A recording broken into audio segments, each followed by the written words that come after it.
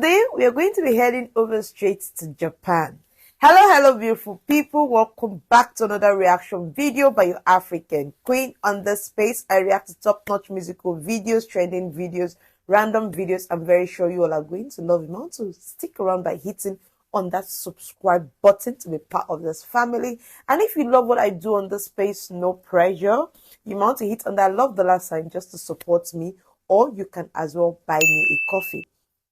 Today we are going to be learning, and you all know I love to learn on this space. Today we are going to be learning about the history of Japan. I have never ever watched this video before. I am ready to learn and be amazed at the same time. And let's watch this video together while I react to it. Japan is an island by the sea filled with volcanoes, and it's beautiful. In the year -1 billion, Japan might not have been here. In the year -40,000, it was here, and you could walk to it, and some people walked to it. Then it got warmer, some icebergs melted, it became an island, and now there's lots of trees, because it's warmer. So now there's people on the island. They're basically sort of hanging out in between the mountains, eating nuts off trees, and using the latest technology, like stones and bowls. Ding dong, it's the outside world, and they have technology from the future, like really good metal and crazy rice farms. Now you can make a lot of rice really quickly. That means if you own the farm, you own a lot of food, which is something everybody needs to survive. Hold on, guys. Firstly, I love the way this guy is narrating the history. You will not even feel as if you're listening to history. You just feel as if maybe it's entertaining you, and at the same time you're learning. And he spoke about Japan rice farm. I think that Japan, they are mostly good in cultivating rice, and he said if you have a farm, you're rich. Wow. And that's the way to survive. Let's keep on watching. So that makes you king. Rice farming and rice kingdoms spread across the land, all the way to here. The most important kingdoms were here, and here. But this one was the most important, ruled by a heavenly super person, or emperor for short. Knock knock, get the door, it's religion. The new prince wants everyone to try this hot new religion from Biekt. Please try this religion, he said. No, said everybody. Try it, he said. No, said everybody again, quieter this time. And so the religion was put into place, and all the rules that came with it.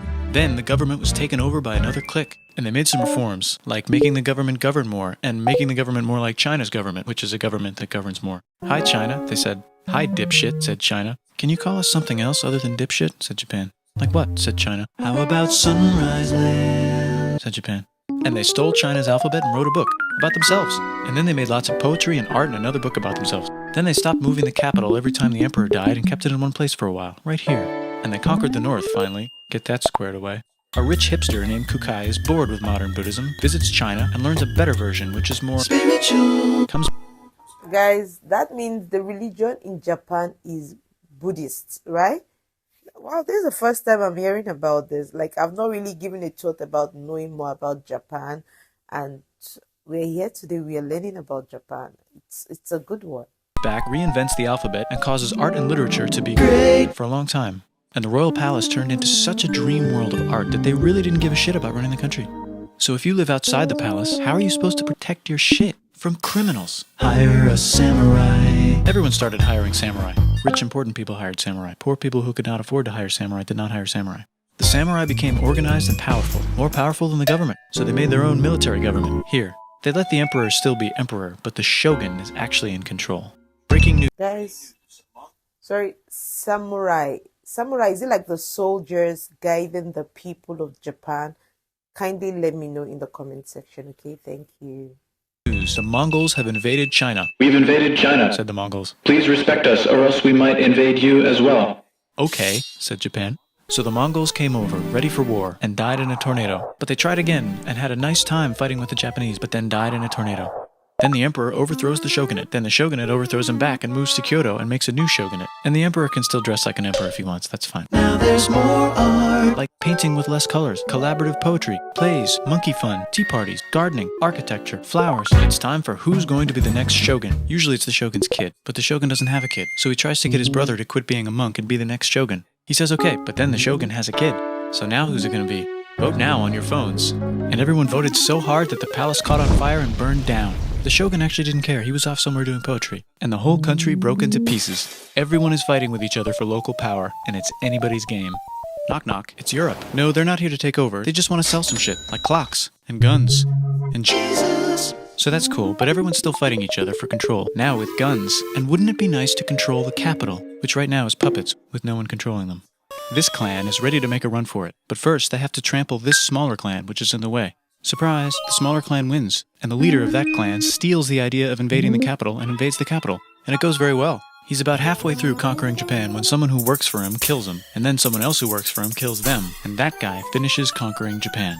And then he confiscated everybody's swords, and made some rules. And now I'm going to invade Korea, and then hopefully China, he said, and failed, and also died. But before he died, he told these 5 guys to take care of his 5-year-old son until he's old enough to be the next ruler of Japan. And the 5 guys said, yeah, right, it's not going to be this kid, it's going to be one of us, because we're grown-ups. And it's probably going to be this guy, who happens to be way more rich and powerful than the others.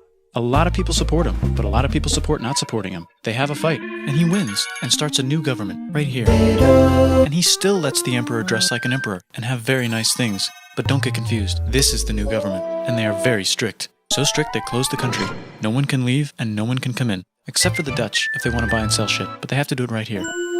Now that the entire country was not at war with itself, the population increased a lot. Business increased, schools were built, roads were built, everyone learned to read, books were published, there was poetry, plays, sexy times, puppet shows, and Dutch studies. People started to study European science from books they bought from the Dutch. We're talking geography, skeletons, physics, chemistry, astronomy, and maybe even electricity. Over time, the economic and cultural prosperity began to gradually slow down. Knock knock.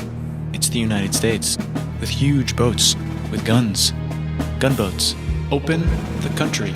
Stop having it be closed, said the United States. There's really nothing they could do, so they signed a contract that lets the United States, Britain, and Russia visit Japan anytime they want. Choshu and Satsuma hated this. That sucks, they said. This sucks. And with almost very little outside help, they overthrew the shogunate and somehow made the emperor again and moved him to Edo, which they renamed Eastern Capital. They made a new government, which was a lot more Western. They made a new constitution that was pretty Western, and a military that was pretty Western. And do you know what else is Western? That's right, it's conquering stuff. So what can we conquer? Korea. They conquer Korea, taking it from its previous owner, China, and then go a little bit further. And Russia rushes in out of nowhere and says, stop, no, you can't take that, we were gonna... Guys, I think a lot of war, a lot of fighting, just for them to get their balance, because they fought with China, Korea, I think the countries around them, they were trying to dominate. Russia came, the US, definitely US, they are always coming to do something. Meanwhile, it's something that it's just like US is just like a give and take. They give you something and they take more from you. Wow, a lot. Build a railroad through here to try to get some warm water. And Russia builds their railroad, supervised by a shit ton of soldiers. And then when the railroad was done, they downgraded to a fuck ton. Did I say downgrade? I meant upgrade. And Japan says, can you maybe chill? And Russia says, how about maybe you chill? Japan is kind of scared of Russia. You'll never guess who's also kind of scared of Russia. Great Britain. So Japan and Great Britain make an alliance together so they can be a little less scared of Russia. Feeling confident, Japan goes to war against Russia, just for a moment, and then they both get tired and stop. It's time for World War I. The world is about to have a war, because it's the 1900s and weapons are getting crazy, and all these empires are excited to try them out on each other. Meanwhile, Japan has been enjoying conquering stuff and wants more. And the next thing on their list is this part of China and lots of tiny islands. All that stuff belongs to Germany, which just had war declared on it by Britain because Britain was friends with Belgium, which was being trespassed by Germany in order to get to France to kick France's ass because France is friends with Russia, who was getting ready to kick Austria's ass because Austria was getting ready to kick Serbia's ass because someone from Serbia shot the leader of Austria's ass. Or actually shot him in the head. And Britain is currently friends with Japan, so you know what that means. Duh, Japan should take the islands, which they wanted to do anyway, so they called Britain on the telly to sort of let them know. And then they did it. And they also helped Britain a little here and there with some errands and stuff. Now the war is over, and congratulations, Japan, you technically fought in the war, which means you get to sit at the negotiating table with the big dudes, where they decided who owns what. And yes, Japan gets to keep all that shit they stole from Germany. You also get to join the post-war mega-alliance, the League of Nations, whose mission statement is to try not to take over the world. The Great Depression is bad, and Japan's economy is now crappy, but the military is doing just fine, and it invades Manchuria. And the League of Nations is like, no, don't do that. If you're in the League of Nations, you're not supposed to take over the world. And Japan said, how about I do anyway? And Japan invaded more and more and more and more of China, and was planning to invade the entire East. You've got mail. It's from Germany, the new leader of Germany. He has a cool mustache, and he's trying to take over the world and needs friends. This also got forwarded to Italy. They all decided to be friends because they had so much in common. It's time for World War II! Germany is invading the neighbors. Then they invade the neighbors' neighbors. Then the neighbors' neighbors' neighbors, who happened to be Britons, said, "Holy shit!" And the United States started helping Britain because they are good friends, and started not helping Japan because they're friends and our friends are not friends. Plus they're planning on invading the entire ocean. The United States is also working on a large, very huge bomb, bigger than any other bomb, ever, just in case. But they still haven't joined the war. War looks bad on TV, and the United States is really starting to care about their image. But then Japan spits on them in Hawaii and challenges them to war. And they say yes. And then Germany, as a symbol of friendship, declares war on the United States also. So the United States goes to war in Europe, and they help the gang chase Germany back into Germany. And they also start chasing Japan back into Japan. And they haven't used the bomb yet and are curious to see if it works, so they drop it on Japan. They actually dropped 2.